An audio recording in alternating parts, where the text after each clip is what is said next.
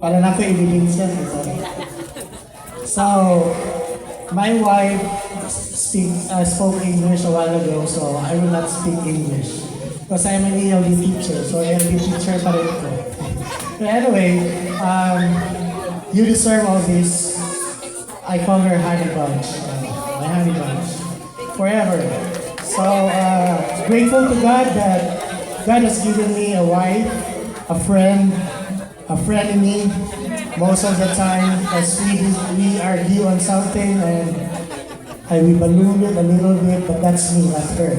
So my pride is not much, but the Lord, the good Lord, is always telling me to humble myself before Him and ask for forgiveness to my wife. Before the sun goes down, before kami matulog, well, of course, sampal muna, hindi sampal. I would ask her an apology and ask for an apology kung ano yung hindi na pagkasunduan namin. All through our 22 years being married, and we are grateful to God that He is the center of our relationship. And whatever is mga hindi pagkakaunawaan namin dalawa, there's always that trial, no, na ang Panginoon, that we would always be asking God to help us to humble ourselves and say sorry, right? Even to our son Lawrence, we always say sorry to each other. Kasi daw, kung wala daw mga arguments or gulo konti sa pamilya, hindi daw yan pamilya. So, ang family daw, that's part of the recipe daw na may konting argument, may konting hindi pagkakaunawaan, may konting lambingan, at higit sa lahat, ang daming saya sa buhay. Okay. I hope I'm a joy to your life. Even I'm Richard, I'm not joy, but I hope I am a joy to your life.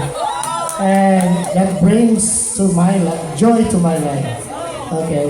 So, galing sa kanya yung din sa akin. Just kidding. Well, anyway, so thank you so much, everyone, for coming here. Even it's not my birthday, it's her birthday. Yung time nyo talaga is precious, grabe. Your presence itself, we pick and choose family. Sabi pa nga kanina, naging acquaintance, naging friend, and family. You are all a family to us, that's why you are all here. So, thank you so much for your time, for your presence, and I know that God loves you so much and we love you too. And again, I hope napasaya ka namin. This is my Honey Bunch. But we will always remember this day on your 50th, because once you become 51, you'll never be 50 anymore. So, you will not forget being 50, right? Okay, so I thank God for you.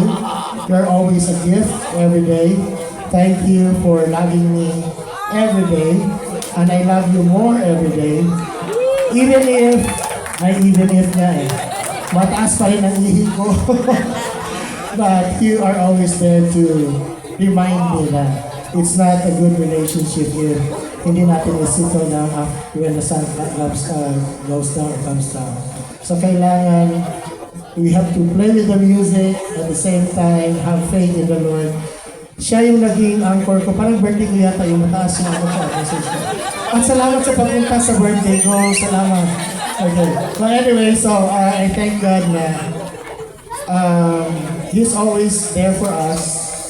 And you never give up on the Lord. You never gave up. For how many years yun na it's been a struggle, a challenge sa atin, hindi sa relationship namin ba, pagsubok sa career namin ba, we believe in the Lord na He is in control, so we become victorious in the Lord, and we know that we will be more victorious in the Lord.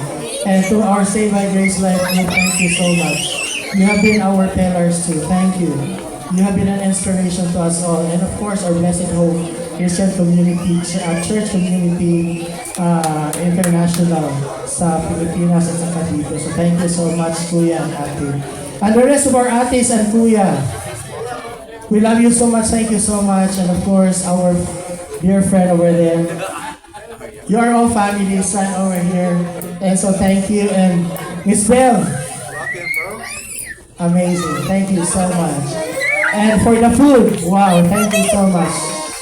Really sumptuous, delicious, and thank you. And hope if you have some time coming up here to Virginia, visit Pinay Kitchen. Okay, so it's like a restaurant that you have to order your food. Hindi ito turo-turo, but you have to really order your food and they will serve it to you hot.